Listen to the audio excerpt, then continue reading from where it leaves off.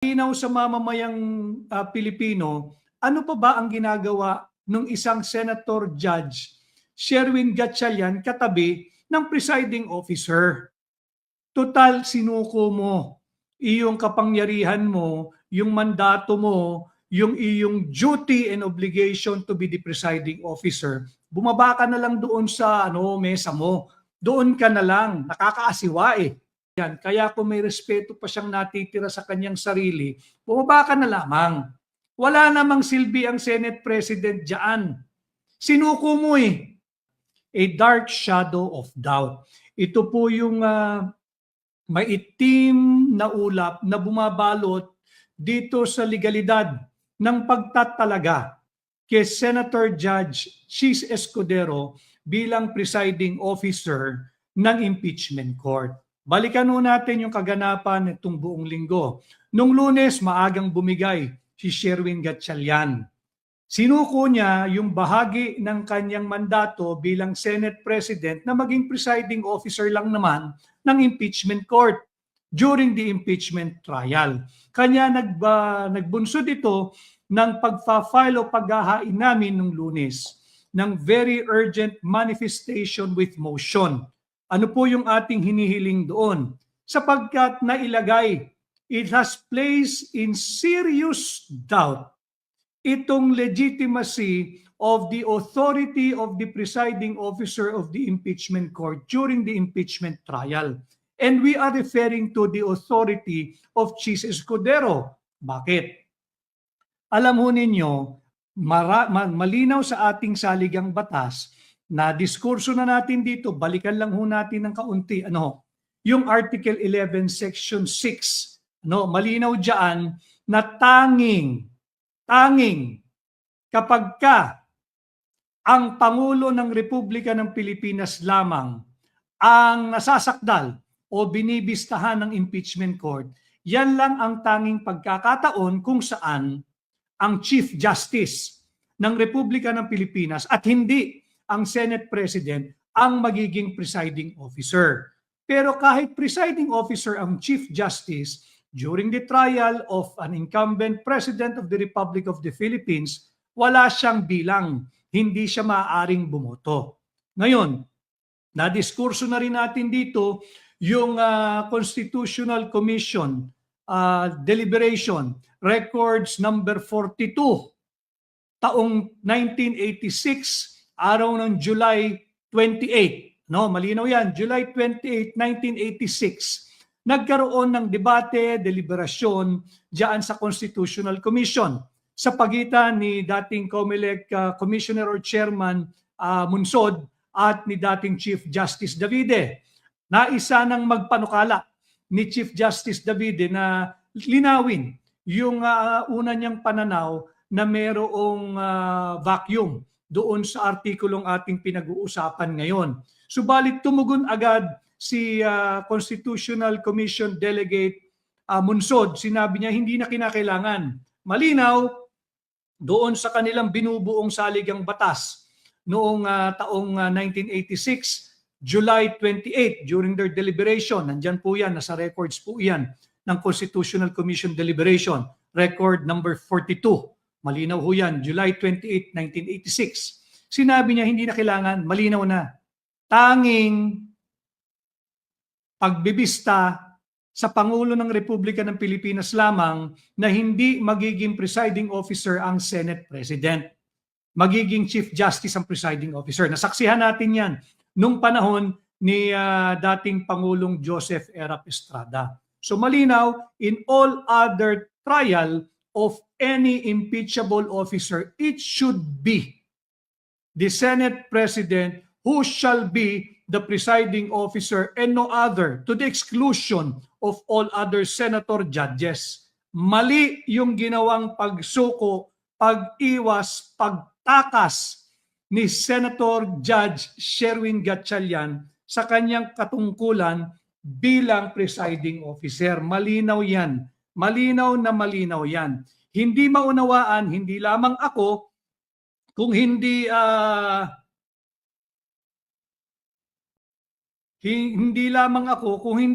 malinaw sa mamamayang Pilipino Ano pa ba ang ginagawa ng isang senator judge, Sherwin Gatchalian, katabi ng presiding officer? Total, sinuko mo iyong kapangyarihan mo, yung mandato mo, yung iyong duty and obligation to be the presiding officer. Bumaba ka na lang doon sa mesa mo. Doon ka na lang. Nakakaasiwa eh. Nakakaasiwa. Pero hanga ka rin naman dito kay Chis Escudero. Kumuha ng PA, Senate President pa. Yan si Chis Escudero. No? Makikita natin, walang ginagawa eh. Hindi nagsasalita, hindi pwedeng mag-rule. No? Dapat doon na lamang siya sa baba. Baka maaari pa siya makapagtanong doon, tataas siya ng kamay, i-recognize siya ng presiding officer. Subalit, hindi nga po ito constitutional. Yung ginawa niyang pagsalin ng kanyang obligasyon at kapangyarihan bilang presiding officer, ito po'y paglabag na malinaw sa ating saligang batas. Malinaw ho yan. The Constitution is our fundamental law. Pag sinabi yung fundamental law, lahat ng batas ay dapat alinsunod sa pinag-uutos ng ating saligang batas. The spring cannot rise above the source. Ang pinakamataas na batayan pagdating sa batas ay ang ating saligang batas. Hindi maaaring gumawa ng kahit anong batas o panukala ang kahit na anong legislative body, Senado man, Kongreso man, Provincial Board, City Council, Municipal Board, or Barangay Council, hindi maaaring magpasa ng kahit na anong panukala o kahit na anong regulasyon o kahit na anong batas kung hindi ito sang-ayon o kung lalabas itong higit na mas mataas o makapangyarihan sa konstitusyon, yung ating fundamental law. Ano po yung ating basis? Meron po tayong tinatawag sa ating batas. Sa ating batas, yung mga troll, makinig lang kayo para meron kayong makuhang kaalaman para pag medyo gusto nyong bumatbat, meron naman kayong konting basihan. Meron tayong tinatawag na Doctrine of Constitutional Supremacy. Ano naman yung Doctrine of Constitutional Supremacy? Yung Doctrine of Constitutional Supremacy, simple lamang ho yun.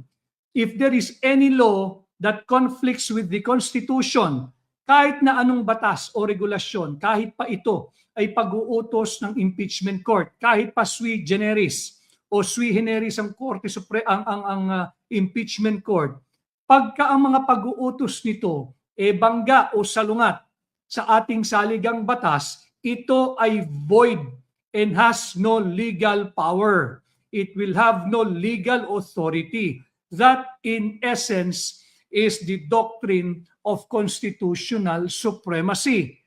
Tanong, constitutional ba ang ginawang pagsalin ng pagiging presiding officer ng impeachment court ni Sherwin Gatchalian kay Senator Judge Chis Escudero, who is now the presiding officer?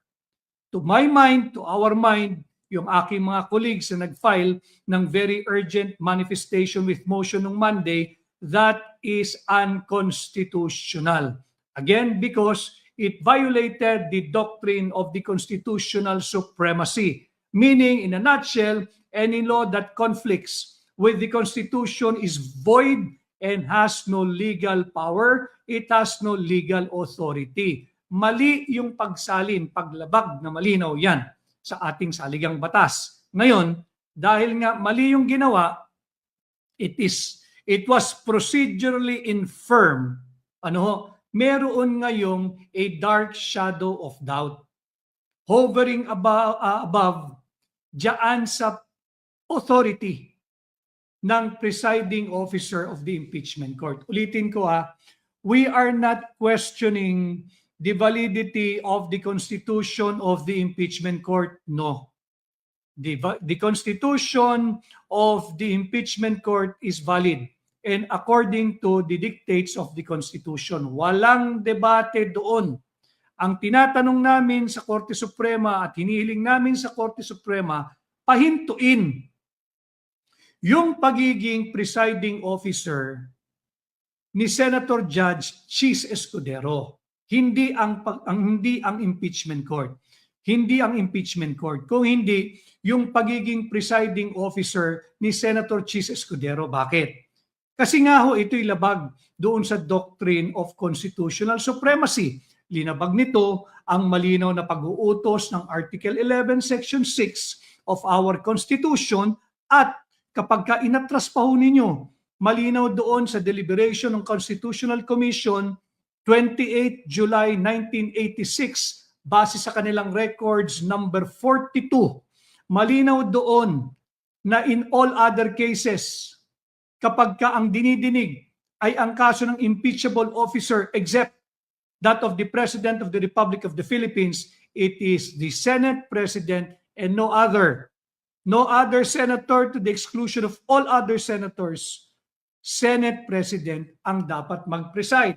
Ito ay kasalanan ni Sherwin Gatchalian. This is not the fault of Senator Chis Escudero. However, meron pang magagawa si Senator Chis Escudero. Kung may delikadesa, pwede niyang i-tackle ito sa Lunes. Kahit mag-caucus silang mga senator judges, tika muna, mayroong nakabinbin na very urgent manifestation with motion diyan sa Korte Suprema, docketed as E-05546. Kini-question yung ang pagtatalaga sa akin bilang presiding officer at mayroong basihan. Yung basihan natin ay yung ating saligang batas at yung deliberation ng Constitutional Commission dated again July 28, 1986. At pag ito'y magpapatuloy, magkakaroon ng patuloy na dark shadow of doubt. Malagim, madilim, at maitim na pagdududa ng sambayan ng Pilipino sa legalidad ng pagkakatalaga kay Chis Escudero bilang presiding officer. Shadow of doubt. Ano bang ibig kong sabihin nun? Shadow of doubt, it blocks out clarity, it blocks out hope, it blocks out trust. Kasi kung mali yung pagkakatalaga sa'yo, mali rin yung mga naging issuances, rulings at orders mo bilang presiding officer. Pagka nagpatuloy ito, hindi lamang ang depensa, hindi lamang ang prosecution ang nasa panganib dito. The prosecution and the defense are both at a disadvantage unless and until this issue ng illegal na pagkakatalaga sa presiding officer ay maresolba ng ating Korte Suprema. It creates a feeling of uncertainty. Nagkakaroon ng duda. Hindi lamang ang prosecution, hindi lamang ang depensa, bagkus higit pa yung mismong inuusig, si Vice President Inday Sara Duterte. At ganun din, tayo, taxpayers, tayong mamamayang Pilipino, magdududa tayo. O nga legal ba yung pagtatalaga kay Senador Chis Escudero? Legal ba yung pag-iwas ni Sherwin Gatchalian sa kanyang obligasyon na maging presiding officer? Tatandaan natin, lagay natin sa tamang konteksto. Kasalanan ito lahat ni Senate President Sherwin Gatchalian. Sapagkat nung nagkaroon sila ng botohan, alam naman niyang duly constituted na ang impeachment court. Alam naman niyang magaganap na yung impeachment trial. At alam naman niya na ang trabaho ng Senate President ay maging presiding officer sa impeachment trial ng lahat ng impeachable officers maliban na lamang sa Pangulo ng Republika ng Pilipinas. Anong kasalanan niya? Alam mo na Alam mo ng kaakibat ng trabaho at tanggapan ng Senate President yan, pagiging presiding officer ng impeachment trial at ng impeachment court, tinanggap mo pa. Alam mo nang hindi mo kaya yung hamon. Alam mo nang hindi ka equipped, wala kang hindi lamang karanasan, di bali na yung karanasan makukuha mo yan bilang Senate President. Pero wala kang kakayahan na maging presiding officer. Alam mo yan, ramdam mo yan, at nasa diwa mo yan. Alam mo yan, pero tinanggap mo pa rin. Meron pa siyang mga statement nung simula na handa raw siya na maging presiding officer. Kung handa ka, dapat gumawa ka ng ruling na hindi ka pumapayag na magkaroon ng botohan para sa bagong presiding officer bukod sa katauhan ng Senate President. Ano?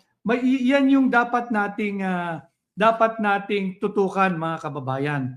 Ngayon, pagka mayroong shadow of doubt, it creates a feeling of uncertainty, again, both to the prosecution and the defense, especially yung inaakusahan, yung inuusig, si Vice President Inday Sara Duterte at tayo, taxpayers. We are shouldering the cost of the daily, Monday, Tuesday, Wednesday. Hindi naman natitigil yan, yung hearing lang.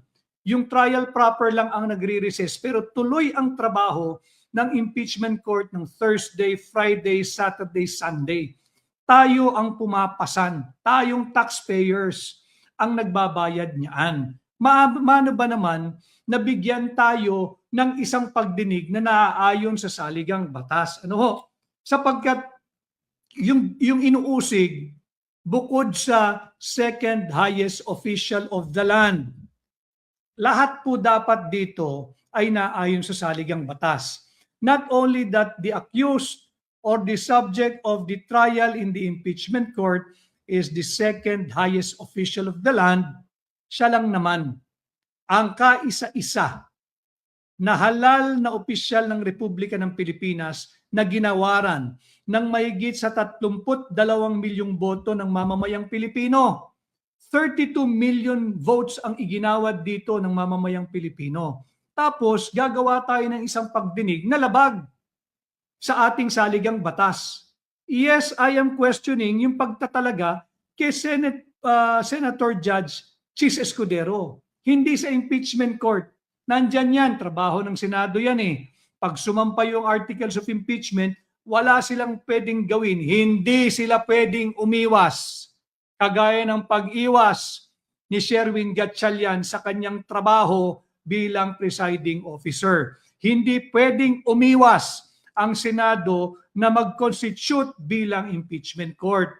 Hindi kagaya ni Sherwin Gatchalian na umiwas, na tsope, na bahag, natakot, iniwasan, tumakas sa kanyang responsibilidad, hindi para sa kanyang sarili o hindi para sa mamamayang Pilipino na maging presiding officer ng impeachment court. Malinaw yan. Ngayon, hanggat hindi inaaksyonan ng Korte Suprema itong aming very urgent manifestation with motion, no? Dahil ang layunin ng aming very urgent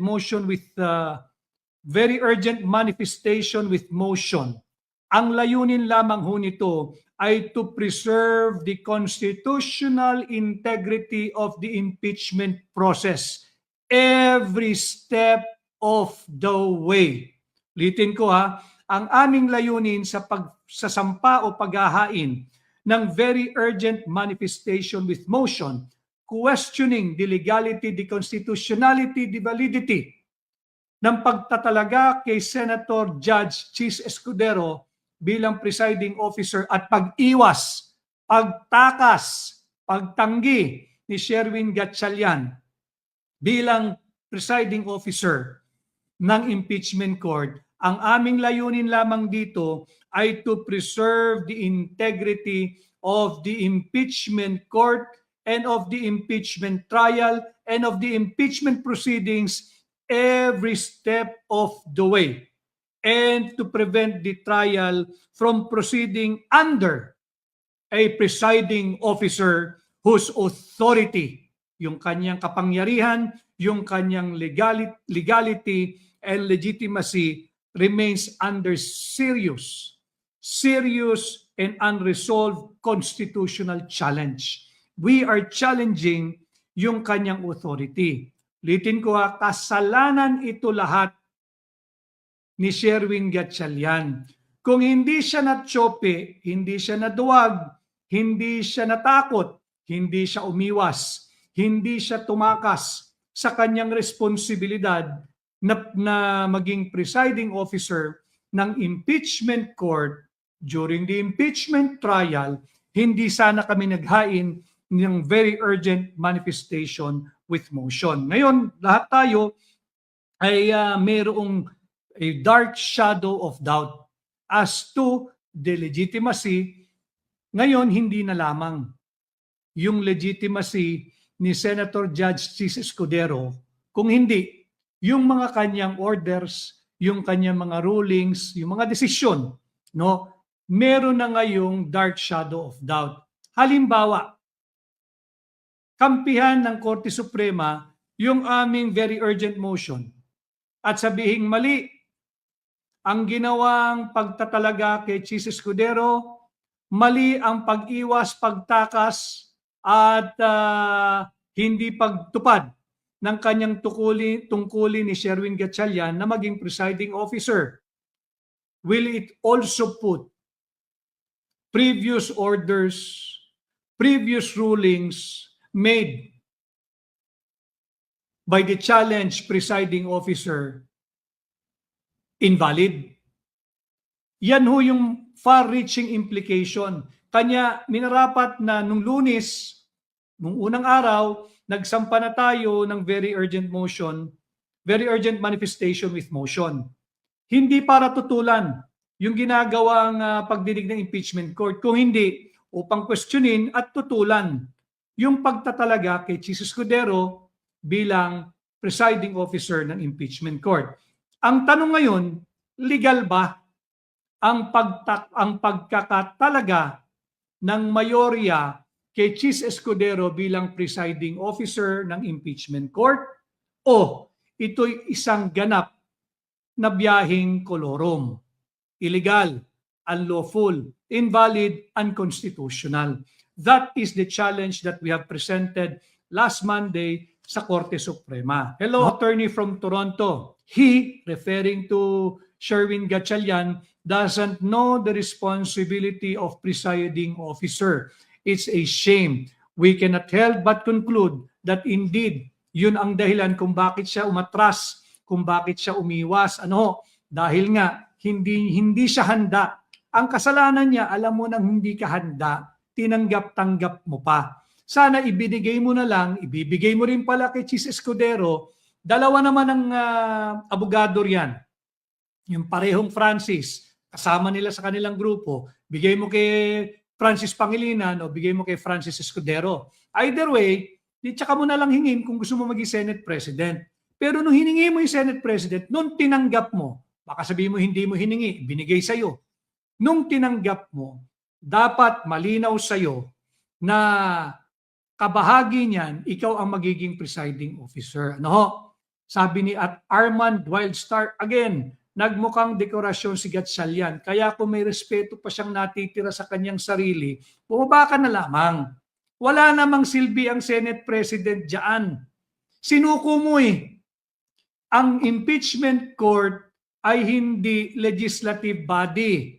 Sui generis nga eh. Ang pakay ng impeachment court, dinggin ang akusasyon laban sa isang impeachable officer laban kay Vice President Inday Sara Duterte. Ibigay mo na yung buong entablado, yung buong mesa sa presiding officer. Bumaba ka na. Huwag ka na riyan. Wala kang gagawin dyan. Sabi ni Johnny, they were all bending the law. Yan ang problema di ba? From Iligan, kasama din natin. From Iligan. Marami pa po tayong tatalakayin bilang gabay sa nangyari sa unang araw ng pagdinig. Yung isa nating tatalakayin, itong si Kalilong. Si Kalilong nagmukhang hilong talilong. Hilong talilong. At may nagpadala sa akin ng kopya. I think alam niyo na rin ito. Itong si Hilong Talilong Kalilong ay nahaharap sa isang reklamo. Mayroong isang reklamo na nakafile ngayon sa Office of the Ombudsman. Yung military and other law enforcement offices, yung Ombudsman MOLEO, M-O-L-E-O. Ibig sabihin po ng MOLEO, Military and other law enforcement offices. Tingnan ninyo kayo na po ang humusga.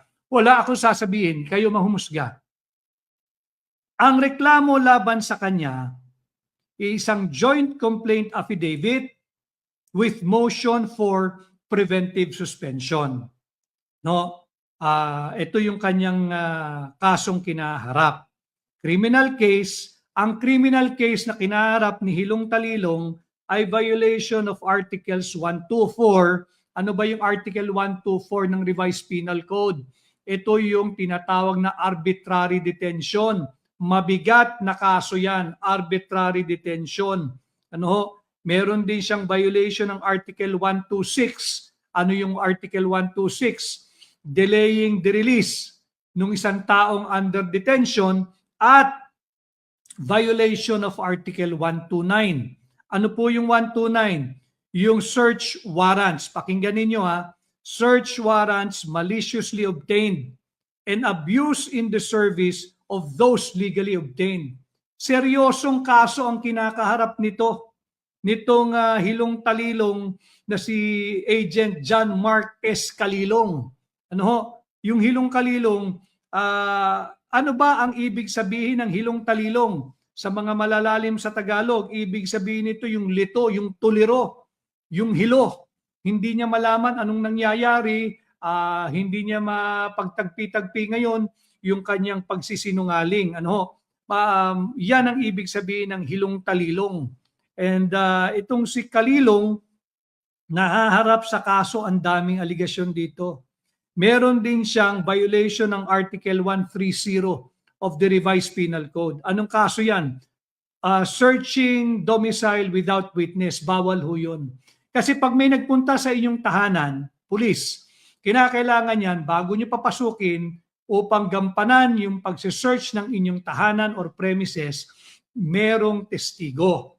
Kinakailangan yung barangay captain, yung barangay kagawad, kung pwedeng may pari dyan sa tabi ng bahay nyo, may simbahan, pakiusapan yung pari.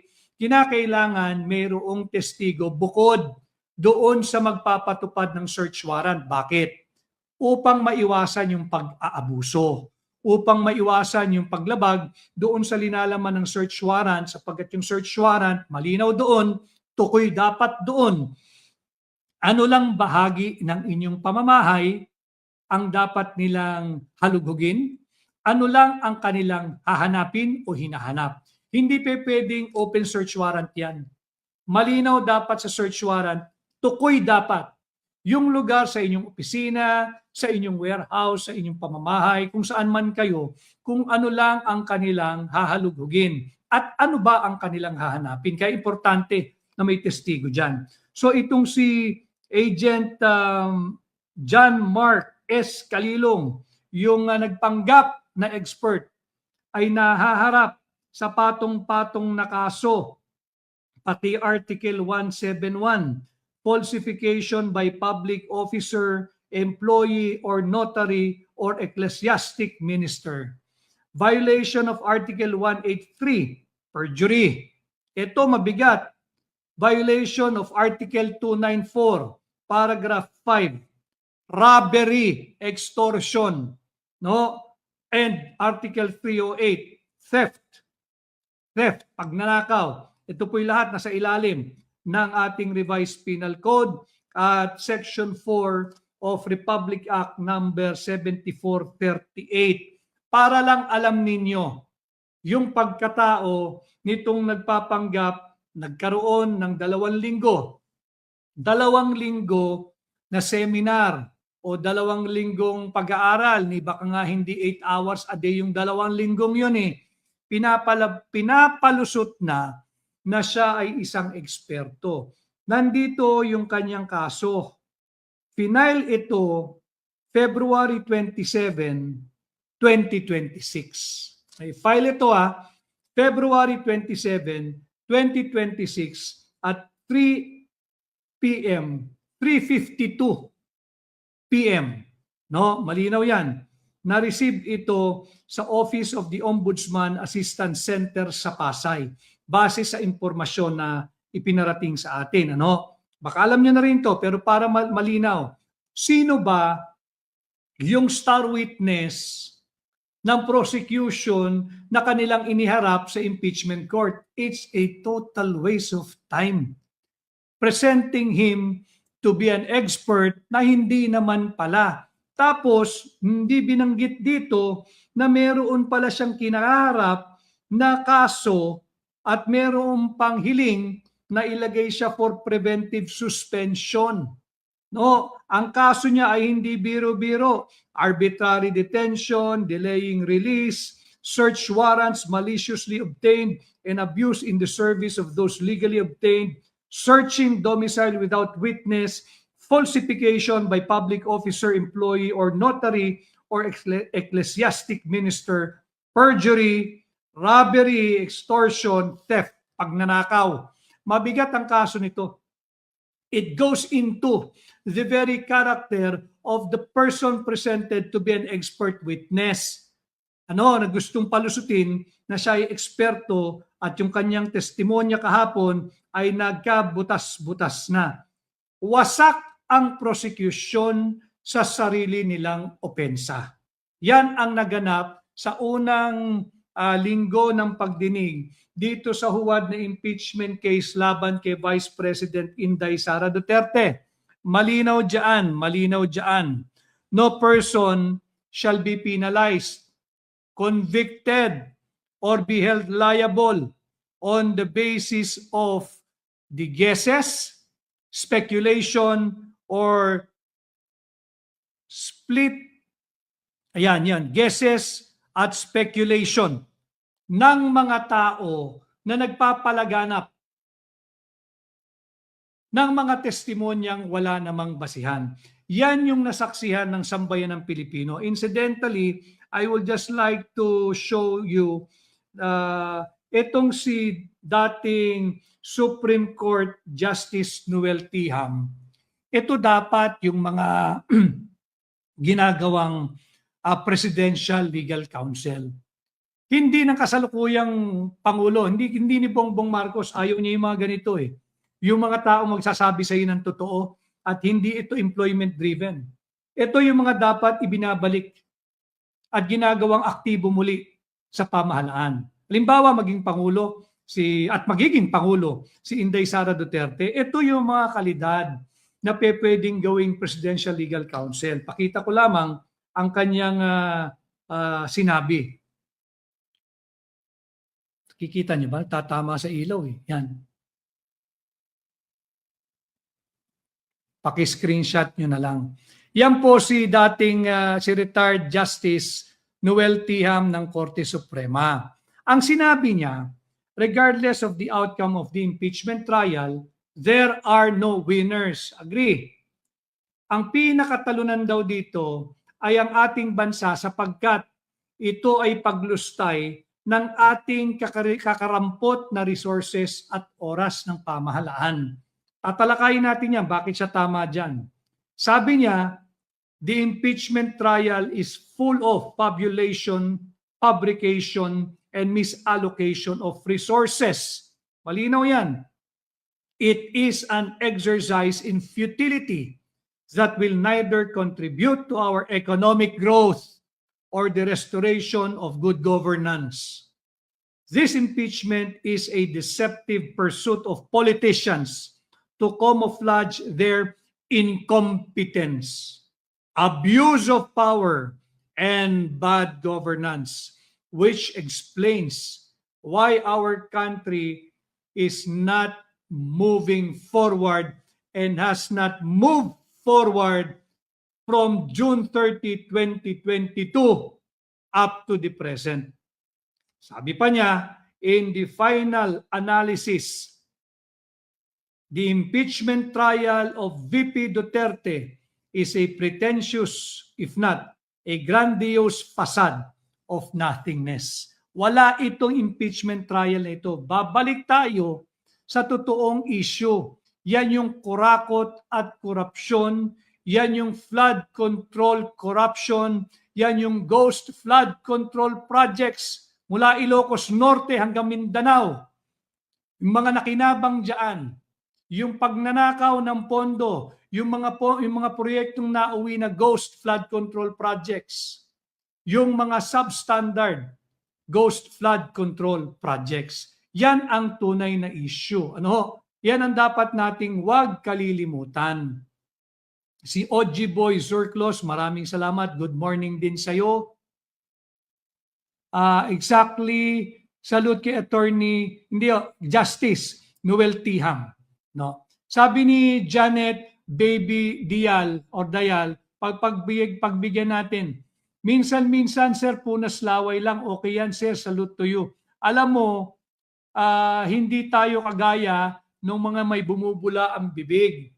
Naintindihan natin, alam mo yun, tira ng kung ano-ano yun eh. Yung pagkakarinig pala niya, freedom of speech. Hindi of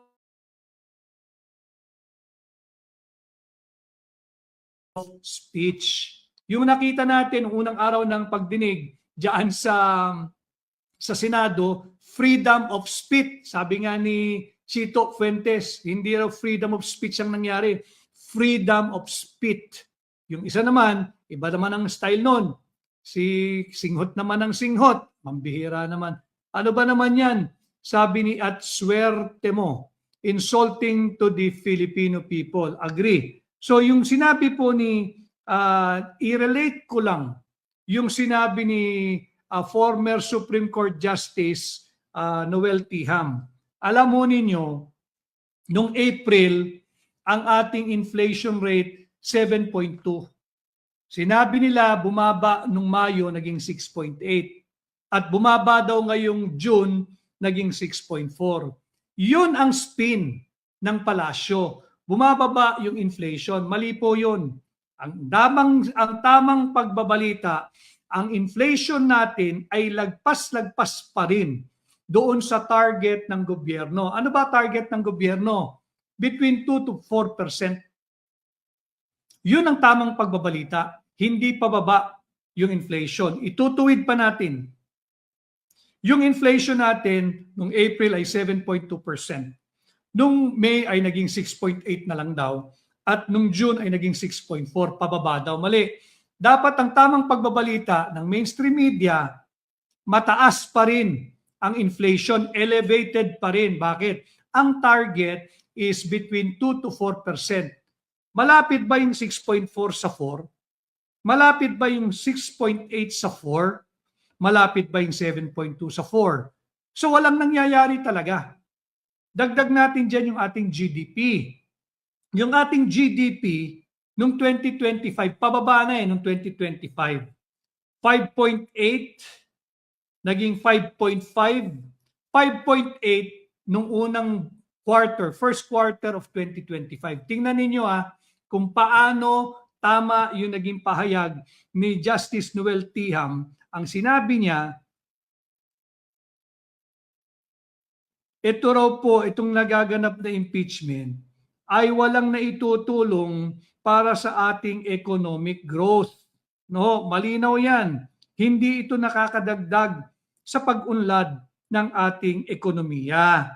No, malinaw yan. Tama siya dyan. Sapagkat ang pagpapatunay, first quarter of 2025, 5.8 ang GDP.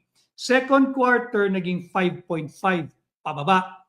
Nung third quarter, naging 3.9, mababa. At nung fourth quarter, naging 3% na lang. No, so pababa yun. Pababa ng pababa yung ating GDP. Hanggang ngayong first quarter. Ngayong first quarter, ang ating GDP ay 2.8%. Tingnan natin kung ano ang ating magiging GDP ngayong second quarter. And by the way, para po sa kaalaman ninyo, huwag kayong masyadong mawaliw diyan sa grandiose o grandiosong impeachment trial na inihanda sa inyong lahat ng incompetent at bankrupt Marcos Jr. administration. Bakit? Habang kayo'y nanonood ng impeachment trial, habang kayo'y pinanunood ninyo si Hilong Talilong Kalilong, ang palitan ng piso kontra dolyar kahapon, bumagsak na naman tayo ng 61.50. BSP rate po yon, yung Bangko Sentral ng Pilipinas. But sa actual, yung nangyayari talaga, pag ikay bibili ng dolyar sa BPI, BPI ho muna, BPI.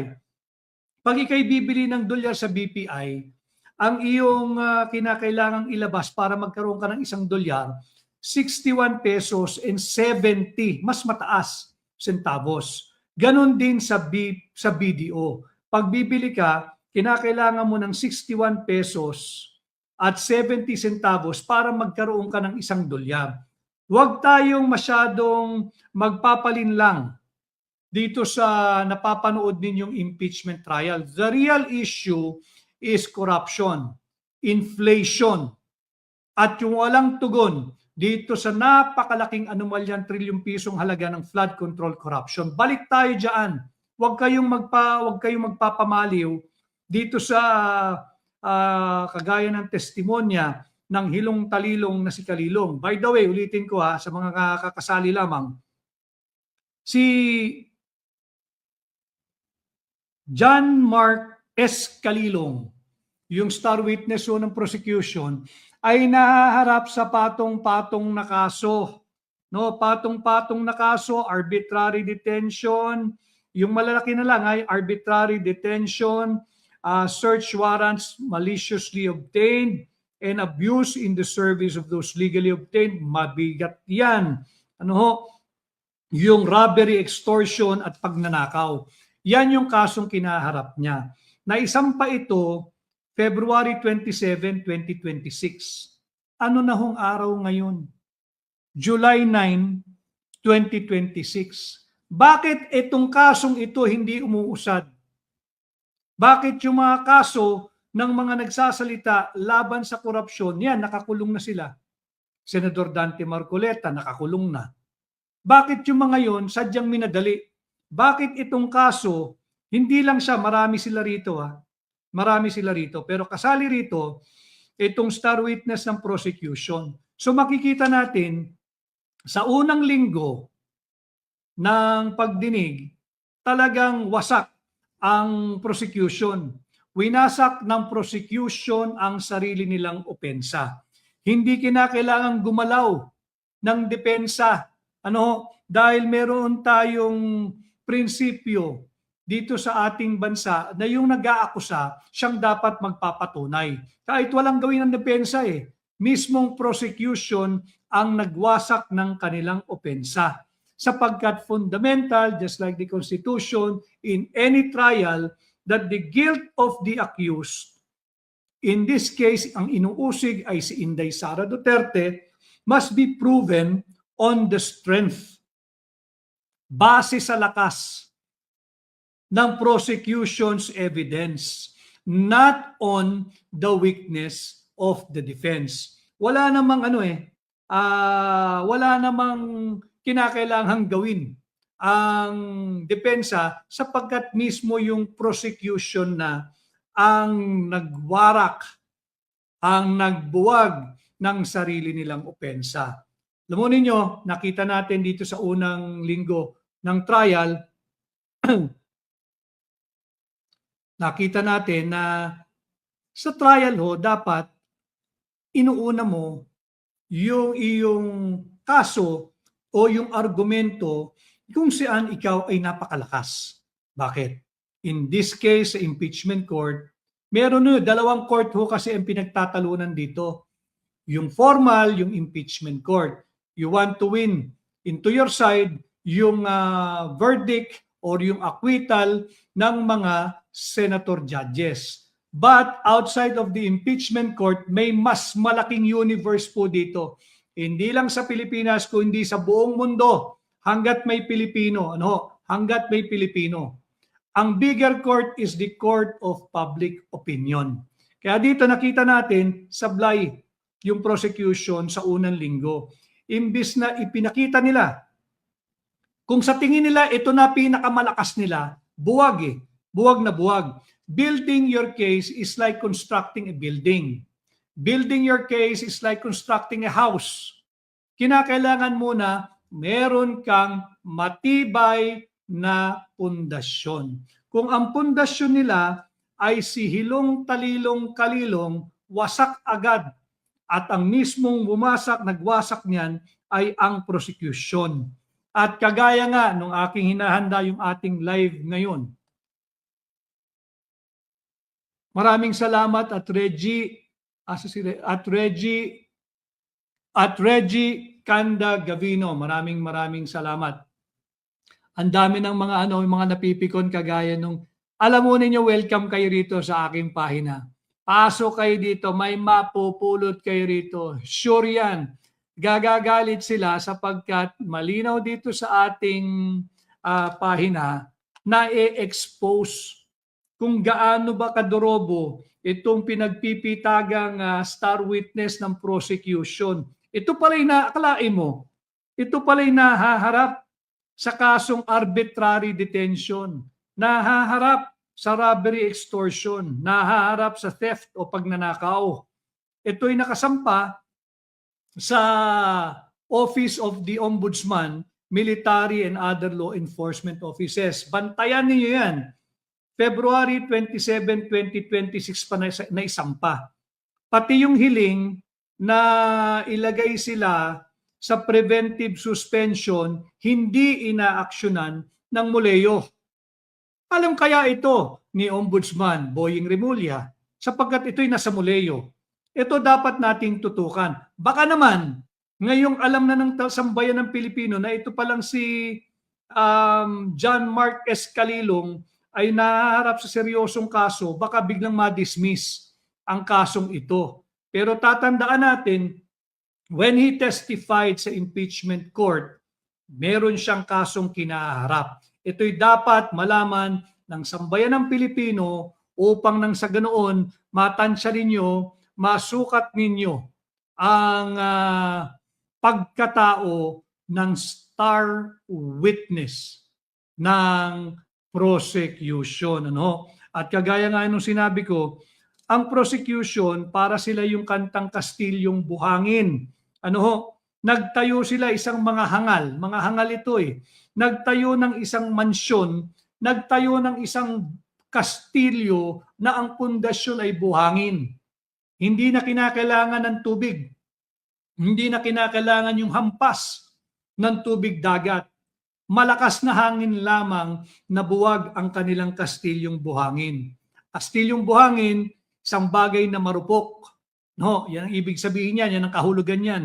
Pansamantala, madaling maglaho o madaling gumuho. Yan ang nangyari sa unang linggo ng impeachment trial laban kay Vice President Inday Sara Duterte. At nakita natin na si Calilong is a calumny. Ano ba yung calumny? Sa English po yung calumny. Ibig sabihin yan, yung nagpapahayag ng mga maling akusasyon o mayroon siya mga misrepresentation upang saktan, upang dungisan, upang wasakin ang reputasyon, integridad at pagkatao ng isang tao.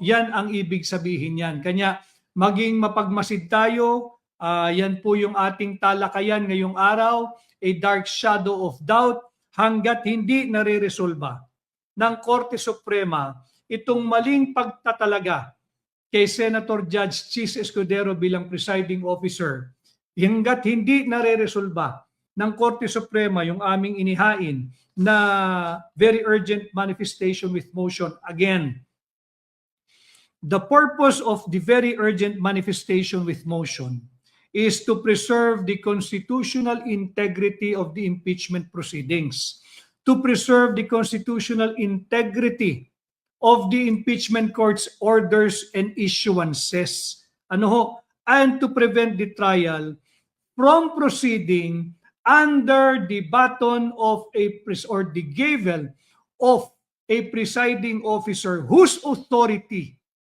remains under serious and unresolved constitutional challenge. We are challenging the authority doon sa pagtatalaga kay Senator Chis Escudero. Ang may kasalanan niyan, ang punot dulo niyan ay ang pagkakatsope, pagbigay, pagatras, pag-iwas, pagtakas ni Sherwin Gatchalian sa kanyang obligasyon bilang maging presiding officer kaakibat ng pagtanggap niya sa posisyon bilang Senate President. Sana naman sa darating na linggo, sa Lunes, pag-usapan ito ng impeachment court, baka sakaling magkusang loob bumaba bilang presiding officer si Senator Judge Chis Escudero, baka naman sakaling kusang magbitiw at ipasa na muna ang Senate presidency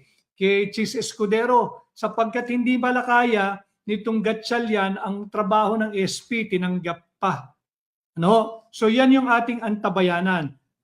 As of today, since Monday, naghain na po tayo ng very urgent manifestation with motion. Ulitin ko, ang ating layunin ay to preserve the constitutional integrity of the impeachment court, to preserve the constitutional integrity of the impeachment proceedings, including the orders and the rulings made by the presiding officer. So muli ho, maraming salamat sa inyong pagsali, sa inyong pagsama ngayong umaga. Bati lang po natin yung iba. Si Relin at Relin Navarro, maraming salamat. Si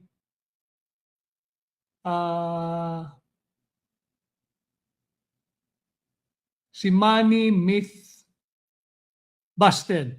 Ano po ang take nyo doon sa sagot ng witness kay Senator Cayetano na conditional threat lang daw, not absolute threat? Hindi daw natin kailangan sagutin ito. Unang-una, itong grave threat, bagamat ito ay nasa revised penal code, hindi po ito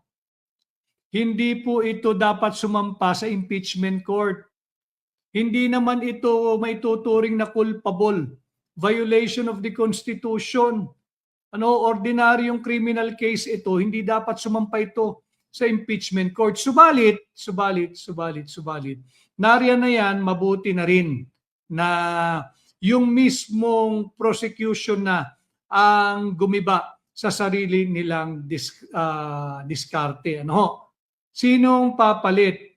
Pagka bumaba at lisanin ni Presiding Officer Senator Judge Chis Escudero ang pagiging presiding officer, babalik yan sa Senate President. Di panindigan ni Sherwin Gatchalian yung kanyang pagiging Senate President. Hindi pwedeng iiwasan niya o tatakasan niya yung kanyang mandato bilang Senate President. Sabi ito nag-aasara na kayo. Si at I Am Lucky Channel at Felicity Asartalo, mga bangag. Alam mo ninyo, papayaan nyo lang sila. Pwede kayong pumasok dito sa aking pahina.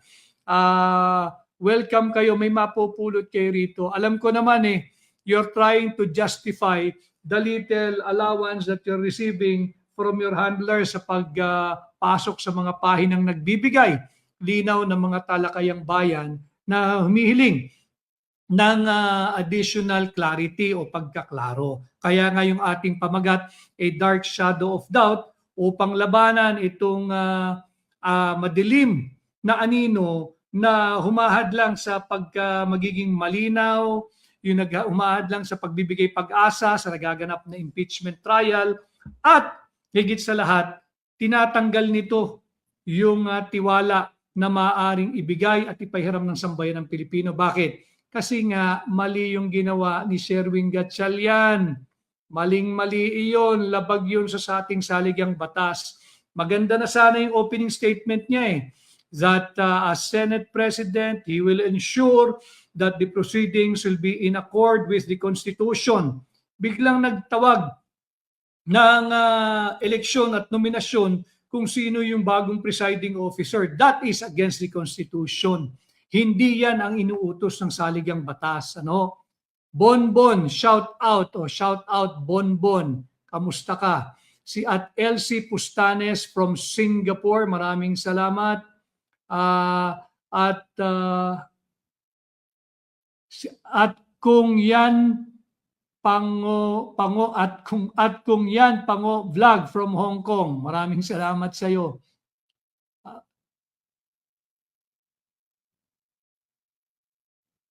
Si at Rudy Libong. Tama yon, sayang yung pera. Na ipakita ko sa inyo yung mga statistika. No? At bukod dyan, higit na tumaas. Habang nagaganap itong impeachment, para alam ninyo, ayon sa Philippine Statistics Authority, higit tumaas sa 4.8%. 4.8% ang mga walang trabaho na Pilipino. Habang nagaganap itong impeachment trial, 4.8% ng Pilipino ang walang trabaho. Higit na tumaas.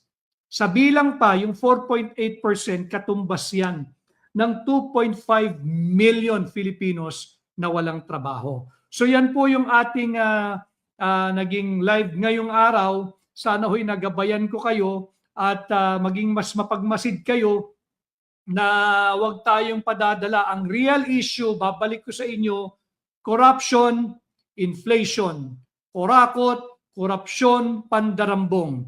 Yan ang totoong issue. Inaantay natin sana noon na mabuksan muli ang pagdinig ng Blue Ribbon Committee diyan sa flood control corruption, diyan sa ghost flood control projects at substandard ghost flood control projects. Subalit na unsyami, nakakulong na ngayon si Senador Dante Marcoleta na dating naging chairman ng Blue Ribbon, ibinalik bilang sub-chairman ng subcommittee at ngayon nga ay kinasuhan ng plunder kahit wala namang plunder. Ano? So ito po yung ating talakayan ngayong araw, July 9, 2026. Ngayon po 11:09 in the morning. Maraming salamat sa lahat po ng sumama. Mahigit 2,000 live viewers natin sa aking Magic Eye. Ang aking pong munting hiling, pakiusap, sana po ay mag-comment, mag-like, mag-engage po kayo, mag-share po kayo yung nasa YouTube at ganun din po yung nasa Facebook. Sana po yung mag-share kayo at mag-follow yung nasa YouTube, sa Facebook at mag-subscribe yung nasa YouTube. Ano, maraming salamat. Sabi ni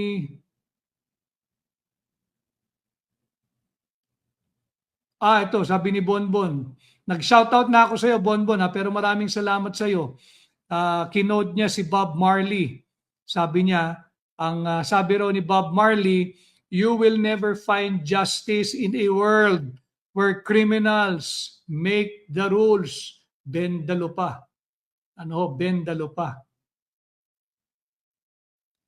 Si Emilia M. Virgilio, maraming salamat sa iyong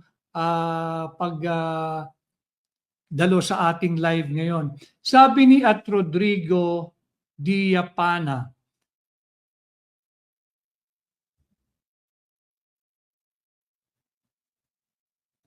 yan comment. Maraming salamat. So maraming salamat. Patuloy po kayo mag-share sa muli po nating pagharap dito sa ating pahina.